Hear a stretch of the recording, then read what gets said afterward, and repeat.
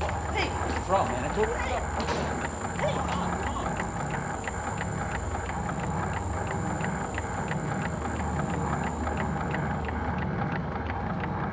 Young people do crimes for a variety of reasons, whether it's peer pressure, whether they're involved in drugs, alcohol, they don't have a great home life, they want to draw more attention to themselves.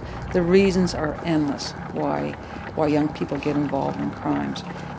They see a community that doesn't really care what happens to them. They see maybe parents that don't care what happens with them. And if you charge these young people all the time for small crimes, like we did in the past, the message that we're sending is, we don't care. You go to court and you take whatever punishment the judge is going to give you for your crime. And to me, what that gives the young person is bitterness.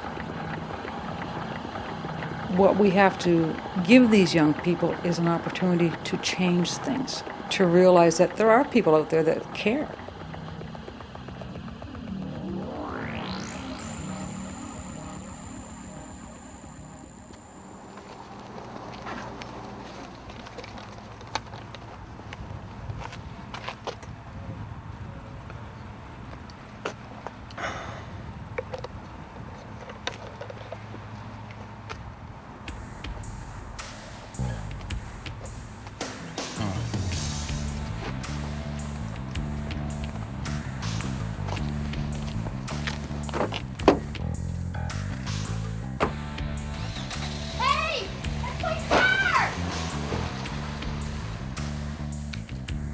Under the Youth Criminal Justice Act, we do not have to take our young people, put them before the courts, have them with a criminal record. We can eliminate that. A lot of police officers have maybe a little bit of the attitude that, what is this soft touch approach? Why aren't we charging everybody and why aren't we going to court? Now we're doing business a different way. And we have all kinds of different avenues now that we can take with that young person instead of taking them before a judge. We can leave the serious crimes that need to go to court, that need to be addressed by our judges, to deal with them the best way they know how to do. But the crimes that don't need to go before our courts, we as a community can deal with those very, very effectively. I would like to introduce everybody. A model that we use under this new act is community justice forums. The whole process, the whole philosophy of community justice forum is victim-driven. And once we have a victim that is willing to proceed in that direction, instead of opting for the current judicial system, and we have an offender who is remorseful for his actions, with those two ingredients, we will proceed with the community justice forum. We have Chantal, she's Amanda's friend. It reminds me so much of going back 25 years when I first started policing. The way we did business back then, we didn't take everybody to court. We went and talked to the parents. And we went and talked to the school teachers, and things were dealt with at that level. To help us understand who has been affected by this incident, we'll start by asking Matthew to tell us what happened.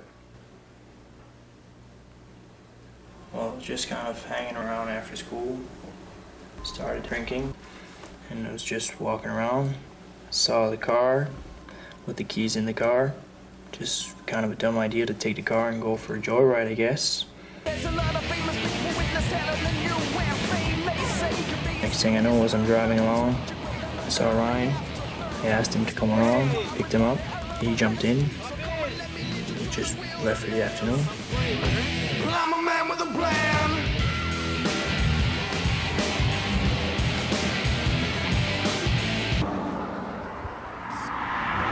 I don't need to be reminded, they're only as good as their last idea.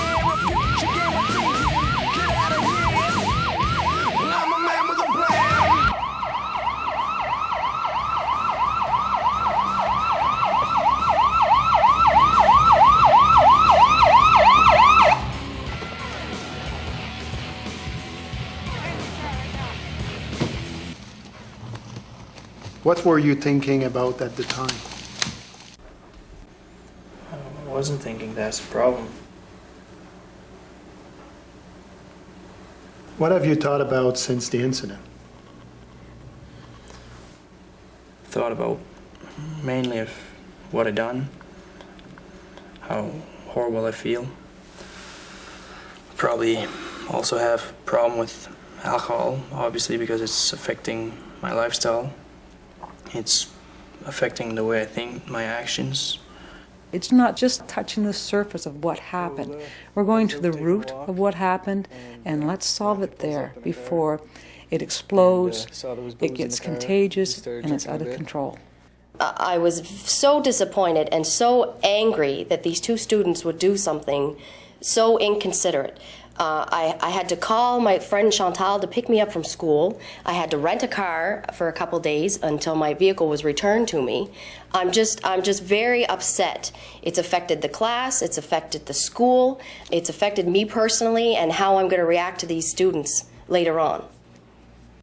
Parents get one side of the story from their child, but bring them into a community justice forum and see what stories they get.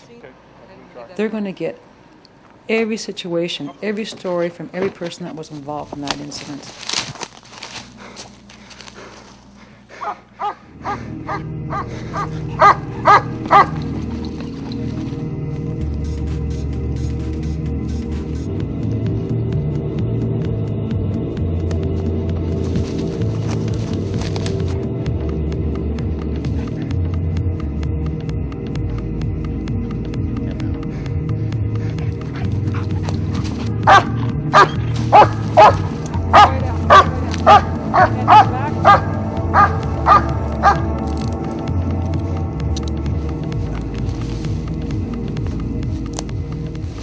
This is my first altercation with the law.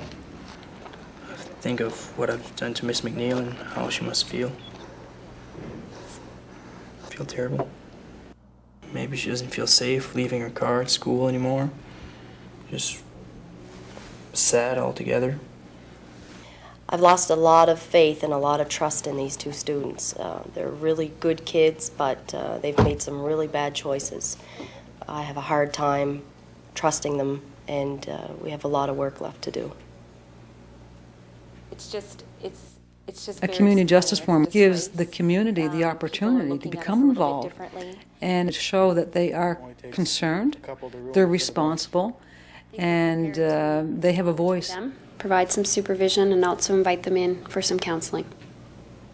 Amanda, you've heard all that has been said here. What do you want to see happen out of this forum?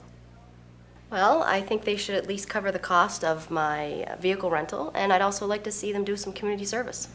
Yes, I'm sorry, and I'm willing to do whatever it takes to pay you back.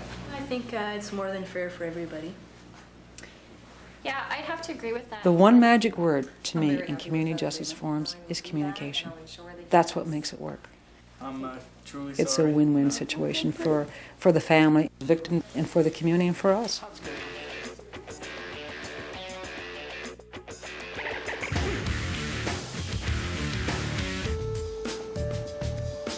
With our young people, that's the future of our country. And we have to show these young people that we care. We care about their future. We care about what they're going to do with their lives in particular. If you can get a young person to take some ownership, some responsibility for what they've done, and have them play a huge part in repairing the harm, then that young person is going to turn completely around. And all of a sudden, they're part of their community again. Everybody makes mistakes. And whether it's serious mistake or not so serious mistake, you have to have that second chance to repair the harm that you've done. And if we can do that outside the courts and involve our community in doing that, we're going to be far better off.